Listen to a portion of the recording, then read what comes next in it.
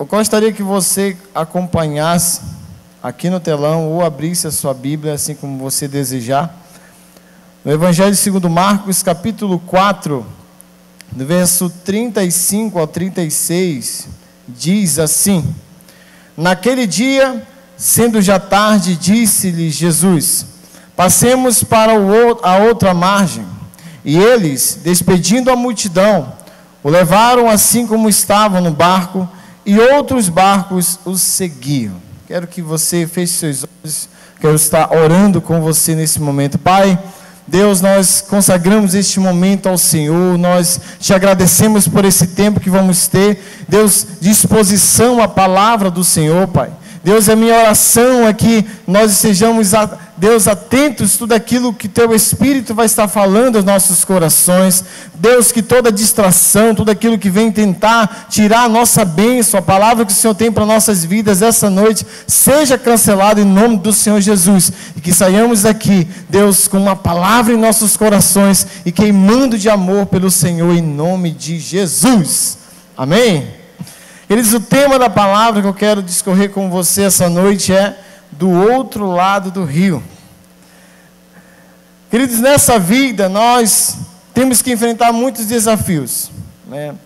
Obstáculos no nosso dia a dia, né, em relação à nossa vida familiar, à nossa vida conjugal, à nossa vida profissional. E na caminhada com Jesus, nós vamos sempre ter obstáculos. Sempre vamos ter coisas a transpor, rios, obstáculos, desafios que a vida por si ela já traz para nós. E queridos, atravessar um rio fala de ir aonde nós precisamos ir. Às vezes vamos atravessar o rio pelos nossos próprios objetivos, nossos objetivos pessoais. E muitas das vezes nós vamos atravessar o rio por alguém, por alguns. Jesus, ele atravessou o rio para levar libertação a uma cidade, a 10 cidades na verdade. No entanto, tudo iria começar por uma pessoa, completamente improvável. A história aqui, o texto que eu abri essa noite, essa mensagem, fala de quando Jesus ele decide atravessar, passemos para o outro lado. E aqui fala da história do endemoniado de Gadara. Um homem que estava há muito tempo oprimido, refém de uma legião de demônios. E nessa história, queridos, nós vamos nos deparar com algo bem distinto. A função que o inimigo das nossas almas tem contra nós, contra a humanidade. João 10:10 vai dizer que o ladrão vem somente para roubar, matar e destruir. A parte A. Essa é a função de Satanás. O inimigo de nossas almas. O nosso adversário. Ele vem para matar, ele vem para destruir. E a história do endemoniado de Gadara vai mostrar essa função bem distinta. O mal que Jesus veio para quebrar, sabe, aquilo que o inimigo vem fazendo, Jesus vem quebrando. E para a glória do Senhor Jesus, sabe, Marcos e Lucas, eles seguem um padrão aqui literário. E eu quero discorrer com você essa noite e aprender com aquilo que o Espírito Santo ele moveu o meu coração, para nós estarmos aprendendo mais da palavra do Senhor. Então Marcos e Lucas, eles seguem o estilo próprio de narrar a vida de Jesus, com alguns detalhes que não encontramos no Evangelho de Mateus e vice-versa. Marcos e Lucas relatam que um homem, o endemoniado gadareno, se aproximou do mestre, assim que ele desceu do barco, às margens do lago de Tiberíades. Mateus vai contar que 2 homens endemoniados se aproximaram. São detalhes. Eu não sei o porquê que Mateus colocou que 2 homens estavam ali. Mas o certo, queridos, que apesar da diferença das narrativas dos evangelhos, há também muita similaridade nas 3 descrições, registradas em Mateus, Marcos e Lucas. Nas 3 narrativas, podemos ver o diálogo que há entre aquele homem possesso de demônios e Jesus.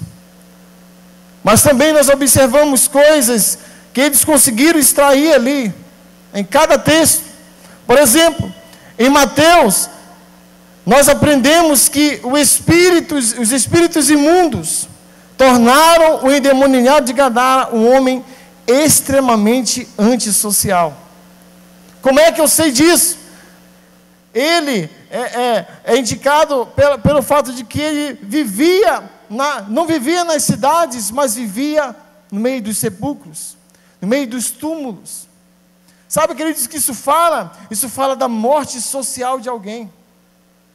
Isso fala de alguém que Satanás veio, ocupou a vida daquele homem e o tornou um homem esquecido da sociedade. Um homem que vivia longe das cidades, longe das pessoas, desprezado pelos cantos. Quantas histórias, queridos, nós ouvimos dia a dia, de pessoas que viviam no meio das suas famílias. Satanás veio, aprisionou aquela vida, e hoje essas pessoas se encontram mortas, podem até estar respirando, o coração batendo, mas muitas vezes para suas famílias. Ah, cadê o fulano? Ah, eu nem sei, eu acho que até morreu. O fulano está abandonado, não queremos nem saber dele. Eu não sei se esse homem aqui, a história não vai falar que na idade tal, o endemoniado gadareno foi possesso, não fala disso. Eu não sei se esse homem foi possesso desde da sua infância. É o certo que este homem estava aprisionado e totalmente morto socialmente. Eu posso aprender também, sabe, queridos, com isso, que quando Satanás ele promove a morte social de alguém, a pessoa perde o valor de si. Com isso, passa a ser uma pessoa invisível. Quantas histórias, os invisíveis da sociedade, pessoas que estão ali abandonadas. Então, Satanás ele tira o valor próprio das pessoas. No caso do endemoniado de Gadara, este homem estava ali morto por ser, sabe, os seus sonhos, morto para tudo. A morte social foi promovida. Salmo de número 49, verso 8 diz: o preço para resgatar uma vida é altíssimo, e ninguém é capaz de pagar o suficiente. Olha só o valor de uma vida, e Satanás consegue trazer isso para a vida das pessoas. Satanás consegue trazer essa morte espiritual, morte social. Marcos também, que eles enfatizam que este homem não podia ser contido, nem preso, nem mesmo por correntes, pois eles as faziam em pedaços. Aquele homem era conhecido como uma pessoa violenta e inconfiável. Sabe o que isso diz? O roubo da santidade deste homem. Este homem era conhecido como uma pessoa inconfiável. Imagina só, imagino eu aqui, um endemoniado vindo ali na rua e todo mundo foge que lá vem ele. Este homem é violento. Não tem quem prenda esse homem. Não tem como conter esse homem. Esse homem ele consegue quebrar cadeias. Este homem era visto como uma pessoa violenta. Satanás tira isso. Tira a santidade deste homem. Este homem vivia ali. Ninguém queria conversa com este homem. Ninguém queria estar com ele. Lucas também nos mostra que os demônios tornaram o gadareno um homem imoral. Ele não usava roupas. Ele estava nu por muito tempo. Isso fala da destruição moral de alguém. Sabe, querido, Satanás, ele não brinca de ser Satanás. Às vezes, nós deparamos, a gente vê histórias de pessoas que estão flertando com o pecado, flertando com a morte, flertando com coisas que não convêm. Dizer uma coisa para vocês, ele veio para matar, roubar e destruir. E nós podemos observar claramente na vida deste homem aqui. Uma vida destruída, uma vida arrasada. Matar, roubar e destruir. E não somente isso, queridos. Além de tudo isso que eu acabei de relatar, que Satanás fez na vida deste homem, Satanás rouba a identidade deste homem. Nós não conhecemos por nome, é o endemoniado. Cadê? Quem sabe até ele tinha até o nome. Mas que é o nome desse cara? Rapaz, a gente ouvi dizer que o nome dele é João, mas a gente chama ele de endemoniado, porque é isso mesmo que ele é aí, ó. É um endemoniado. Sabe, queridos, o homem, o que Satanás tem feito na vida das pessoas. Ah, o fulano o que o fulano é? O fulano é um ladrão. O fulano é o quê? Um traficante. Sabe, Satanás consegue rotular as pessoas sendo chamadas por aquilo que pratica. Morte, roubo. O que é identidade, queridos? O homem, ele constitui e modela a sua identidade a partir do momento que ele toma contato com o mundo, de forma especial com a cultura humana, as características próprias de cada um, o modo de pensar, de agir, desenvolver-se na prática das ações do cotidiano, em meio à realidade cultural em que se insere. Este homem, ele não tinha sonhos. Este homem, ele não tinha vontade própria. Este homem vivia como um morto. Ele vivia no meio dos mortos, por isso agia como um morto. Dizer uma coisa para vocês, que eu falei pela manhã: não ande com gente morta. Não ande com gente que não vai ter a acrescentar na sua vida. Ande com aqueles que vão lhe encher com palavras de gratidão a Deus, pessoas que vão lhe ensinar coisas da palavra do Senhor, pessoas que vão acrescentar na sua vida, pessoas que vão sonhar junto com você. Aqueles que se encontram fora, desligados, desconectados com o reino dos céus, esse vocês precisam ganhar para ele, amém? Ganha para Jesus, prega para essas pessoas, ama essas pessoas. Seja influência sobre essas pessoas, mas não seja um influenciado nessa geração. Seja alguém que vai levar uma palavra, mas não se misture ao ponto de você agir como tais. A palavra de Deus diz que nós devemos ser sal e luz para essa geração. E o que você tem feito? Que palavras você tem lançado, queridos? Então, não ande com pessoas que estão mortas espirituais. Ganhe elas. Contagie essas pessoas. Seja alguém que vai levar a diferença em nome do Senhor Jesus. Então, meus queridos, os mortos espirituais estão aí. Mas por que estão mortos? Em Efésios 2, de 1 a 2 diz: eu vim da vida, eu vos dei vida, estando vós mortos em vossos delitos e pecados, nos quais andastes outrora, segundo o curso deste mundo, segundo o príncipe da potestade do ar, do espírito que agora atua nos filhos da desobediência. Então, seja alguém cheio de vida de Deus, aleluia. Seja alguém que vai andar, cheio de fé. Aonde você vai chegar, se você estiver com o seu coração cheio de fé, cheio de vida de Deus, você vai motivar e você vai mudar aquela realidade, amém? Às vezes, queridos, só o fato de pessoas que chegam com você, vão chegar com você, olha, quando eu vejo você, eu sinto uma alegria. Isso é a vida de Deus na sua vida, isso é a presença do Senhor na sua casa, no meio da sua família. Aonde você chegar, a mudança precisa acontecer, amém? Porque aquele que habita em você é maior do que aquele que está no mundo. Ele está dentro de você, habita em você. Então, Ele nos deu vida, porque somente em Jesus nós podemos chegar ao Deus da criação, amém? Pastor, você estava até falando agora há pouco sobre o tabernáculo. Um dia Jesus, ele falou bem assim, respondeu-lhe Jesus, João 14:16, 6, aliás, eu sou o caminho, a verdade e a vida, ninguém vai ao Pai, senão por mim. Jesus, ele dá essa declaração, queridos, lá relatando o tabernáculo. Nós sabemos que o tabernáculo ele era formado. Eu tive a oportunidade, né, o irmão Duval me deu esse presente lá em São Paulo, de nós irmos num lugar muito especial, e lá tinha, né, o tabernáculo nas suas medidas, né, eles dizem que não pode até ser que não seja o exato, mas o mais aproximado que pode chegar. E aí, naquele lugar, nós aprendemos muitas coisas. Interessante que o tabernáculo ele tem 3 lugares: o átrio, onde todo o povo, a maioria, poderia chegar ali e oferecer sacrifício.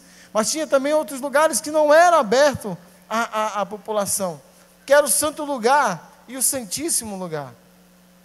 E para cada lugar, por isso que Jesus ele fala que ele é o caminho, a verdade e a vida, porque para chegar no átrio, precisava atravessar uma porta chamada caminho, e a próxima porta para chegar no santo lugar era: eu sou o caminho, eu sou a verdade. O nome daquela porta era a verdade. E a última porta que dava acesso a um lugar que somente o sumo sacerdote poderia entrar é a vida. Então somente Jesus leva a vida, aleluia. Somente Jesus leva ao lugar da criação, chega à vida. É somente por Ele é o caminho, Ele é a verdade. E este homem aqui não estava vivendo nem isso, morto espiritual, aprisionado, vivia numa prisão. Mas quem eram os gadarenos? Queridos, Gadara fazia parte de uma confederação de 10 cidades, né, que a Bíblia vai chamar de Decápolis. Eram cidades que eram conhecidas como cidades de negócios. Cada cidade tinha o seu negócio próprio. E Gadara era conhecida como uma cidade que exportava, vendia porcos. Era uma cidade que tinha muitas produções agrícolas, dentre a mais forte era a criação de porcos. E aí, os gadarenos, o que nós aprendemos? Que os gadarenos eles são descendentes lá de Cã. Cã gera Canaã, que gerou Sidom, e assim chega até os gigaseus. O povo que vivia em guerra, viveu guerra por muito tempo. Foram devastadas muitas vezes aquela cidade. Foi tomada pelos romanos por muitos séculos. Queridos, como era a cultura dessa cidade? Todas as 10 cidades, culturalmente, seguiam as religiões romanas. Essas religiões eram abomináveis aos olhos dos judeus. Além de tudo, os gadarenos eram os descendentes dos antigos gigantes, inimigos de Deus. Olha só o que estava por trás de tudo isso. Olha o que está por trás da decisão de Jesus de olhar e dizer, vamos atravessar, vamos à outra margem. Tudo isso estava inserido, o processo de salvação. Os porcos relatados na história era o principal animal cultual da religião predominante. Os porcos eram oferecidos primeiramente aos ídolos e depois que eles eram vendidos. Olha só a cultura. Além de tudo, viviam, na promiscuidade. Uma cultura totalmente diabólica, uma cultura horrível. Se você parar para estudar, eu até aconselho, estude sobre as culturas das religiões greco-romanas, horríveis. Então, este povo vivia desse jeito. Jesus decide ir aonde ninguém se importava. A uma cidade tantas vezes devastada por guerras, esquecida, ninguém queria estar lá.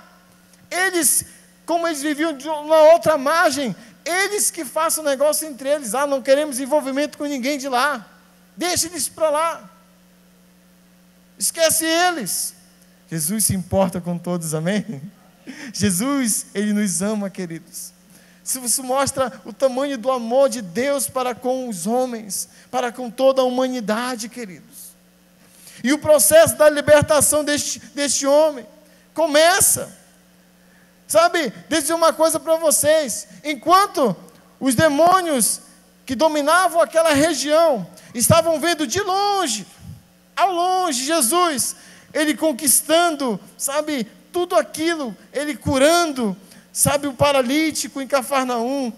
Jesus, ele se torna o Senhor do sábado, ele cura a mão de um homem, a mão ressequida de um homem.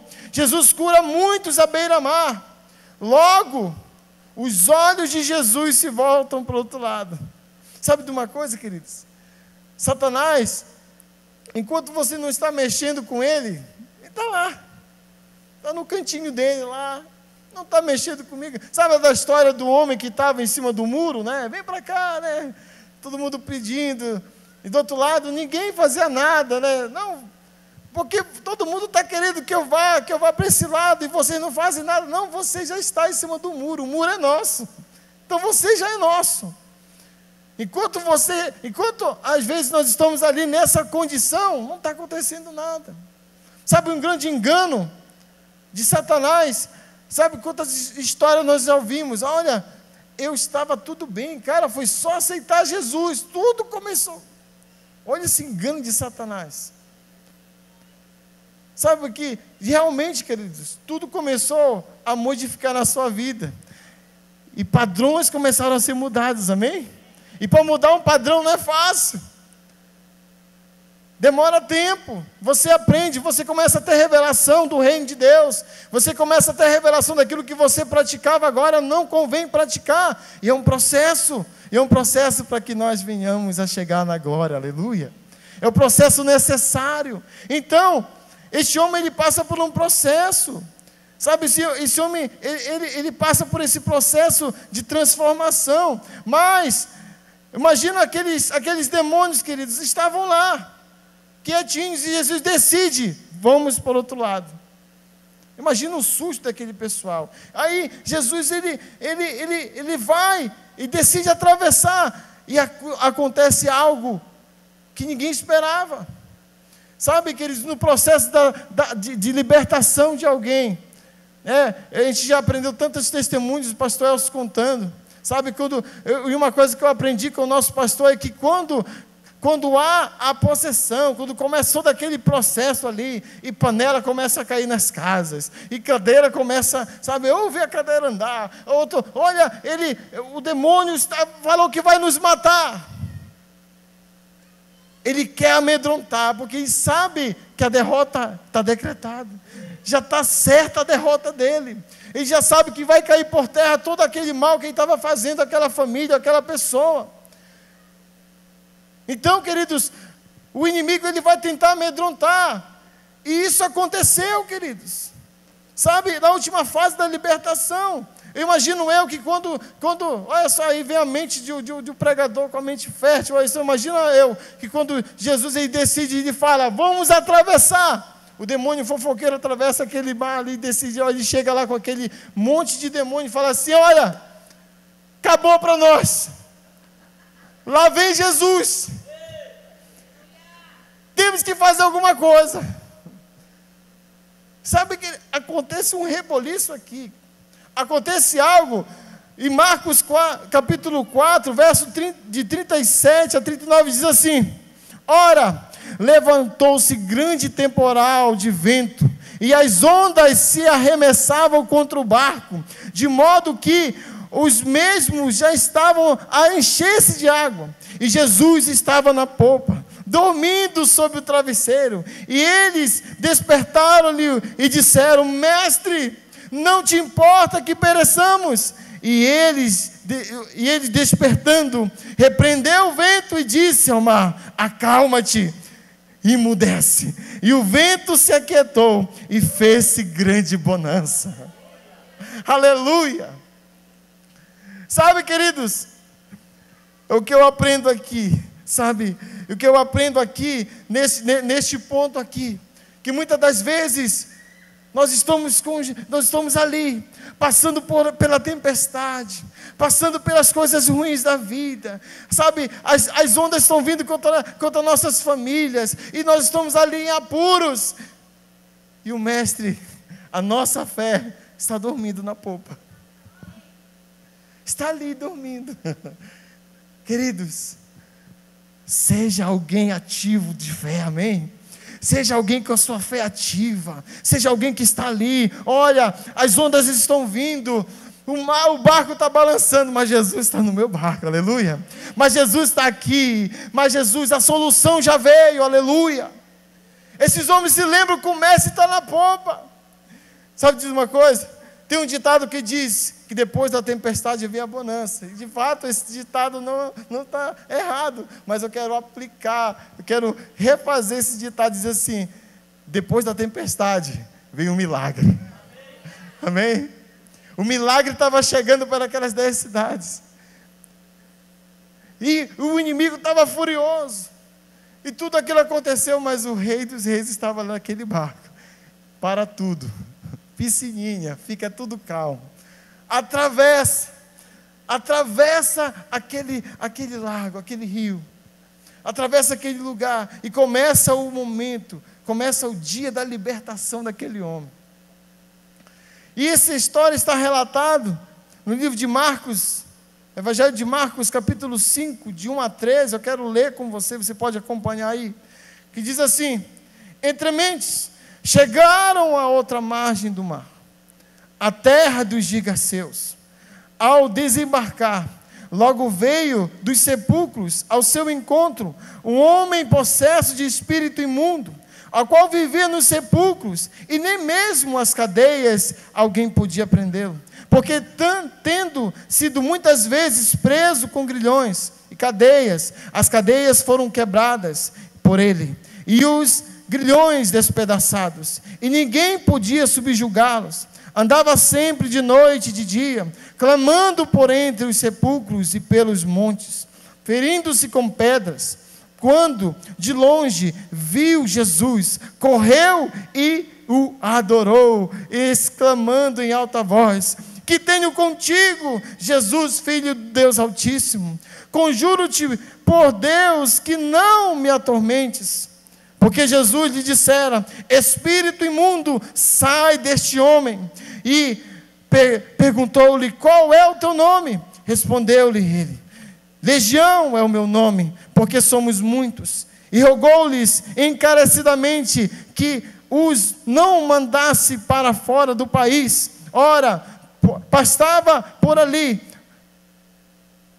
pelo monte, uma grande manada de porcos. E os espíritos imundos rogaram-lhe a Jesus, dizendo: manda-nos para os porcos, para que entremos nele. Jesus o permitiu. Então, saindo os porcos, os espíritos imundos entraram nos porcos, e a manada, que era cerca de 10.000, precipitou-se despenhadeira abaixo, para dentro do mar, onde se afogaram.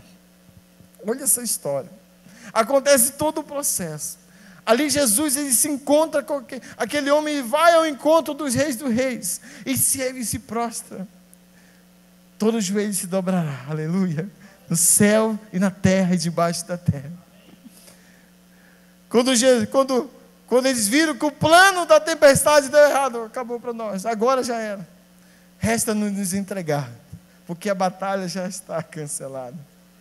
Tudo já foi dominado. Aquele homem cheio de espíritos chega a Jesus. Mas, queridos, tem algo interessante aqui. Tem uma pergunta que está somente no livro de Marcos, que é interessante isso.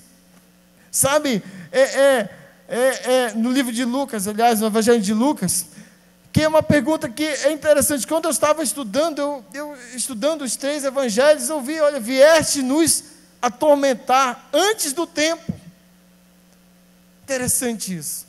Sabe, queridos, acontece aqui que logo que o endemoniado gadareno ele se aproxima de Jesus, temos uma faceta do que irá acontecer quando ele vier nos buscar, aleluia.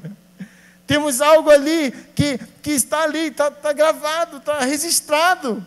E quando, olha só o que diz em Lucas 8, 28, diz assim: e quando viu a Jesus, prostrou-se diante dele, exclamando, dizendo com grande voz: que tenho eu contigo, Jesus, Filho de Deus Altíssimo? Peço-te que não me atormentes. Queridos, ao que parece, esses espíritos do mal não estavam entendendo o motivo de que Jesus ter ido até Gadara, um local esquecido que ninguém queria. sabe, nunca houve essa tentativa. Você não vai ver isso da parte de ninguém. Então, esses espíritos estavam ali, sabe, estavam dominando, sabe, aquele lugar por gerações, séculos e séculos. E agora chegou o fim do reinado deles. Agora chegou alguém que acabou de vez com aquele reinado. E eles perguntam: o que tenho contigo? Por isso que eles achavam que Jesus, eles tinham vindo subjugá-los antes do tempo previsto e estabelecido.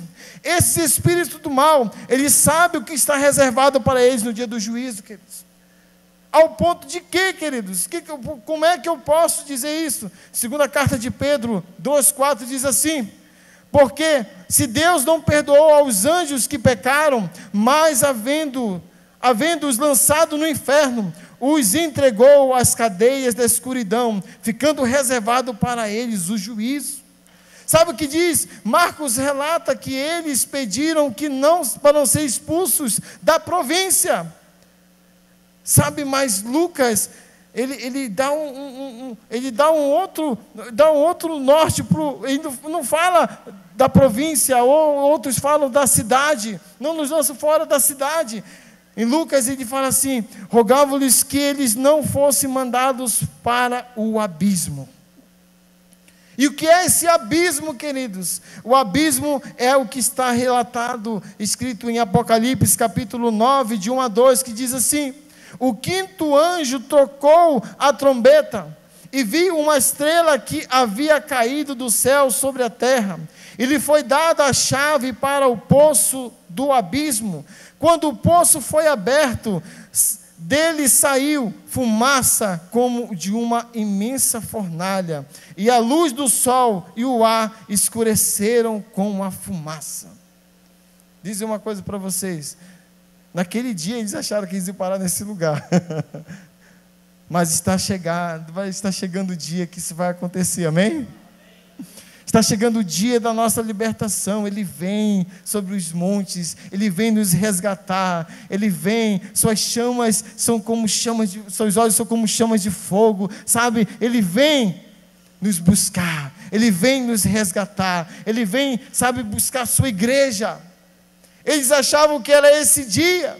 Os demônios, eles já sabem o que vai acontecer, queridos. Agora, queridos, tudo isso que eu falei para vocês, todo esse processo, a libertação, aquilo que Satanás, ele fez na vida daquele homem, os demônios fizeram na vida daquele homem, a morte social, sabe, tudo aquilo que trouxe de mal para a vida daquele homem.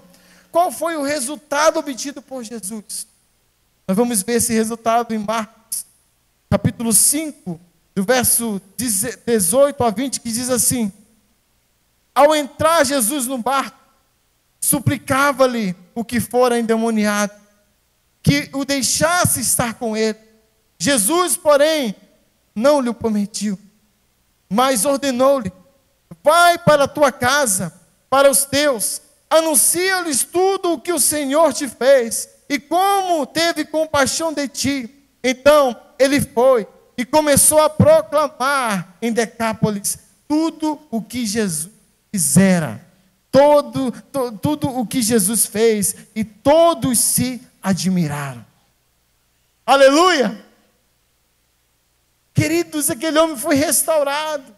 Aquele homem, ele passou a viver. É interessante que, se nós voltarmos um pouquinho, você vai entender que quando os moradores daquela cidade vieram ver o que tinha acontecido com aquele homem, o que os porqueiros tinham falado, relatado: olha, aconteceu algo, nossos porcos acabaram.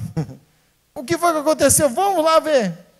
Interessante, a Bíblia, o texto, ele relata o quê? Que quando eles chegaram, encontraram um homem sentado, vestido e conversando com Jesus. Vida restaurada, queridos. Quero orar com você, fique de pé em nome de Jesus. Aleluia, Jesus.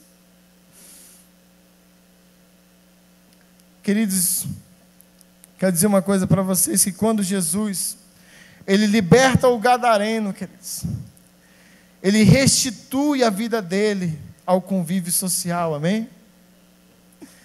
e principalmente ao convívio familiar.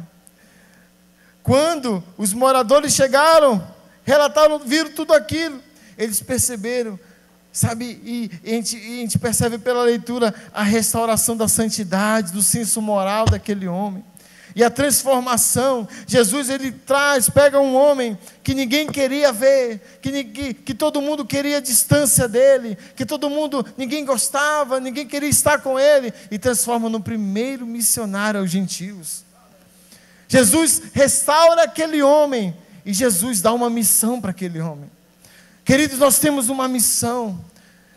Jesus, ele nos restaurou, ele pegou, nos tirou, atravessou um rio por nós, tirou a separação. Imagino, queridos, no mundo espiritual, esse rio hoje, ele construiu uma ponte que liga você a Deus, que liga você a Deus, que nos liga a Deus.